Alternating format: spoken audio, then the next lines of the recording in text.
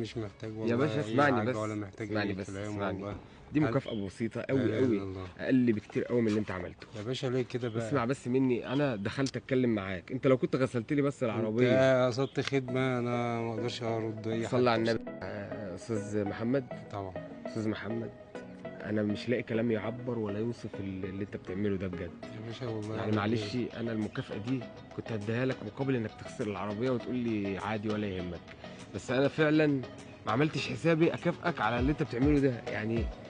بجد والله مش عارف اقول ايه يا والله. استاذ والله ما انت في اي طبيعي حاجه. ان انت بتعمل كده مع اي حد؟ مع ناس ولا كتيره عشان انا والله. بقول لك ان انا من بلد غريبة لا والله مع ناس كتيره، وناس كتيره بتعز علينا او ما تعزش، وفي ناس كتيره غير بتبقى نايمه بالنوم والله على منتهى. طب فرضا ان انا ممكن نساعد اكون. اي حد طب انا ولا مش ممكن نخدم اي واحد حد. مش ممكن واحد يستغلك، يعني يقول لك معيش فلوس وهو كذاب.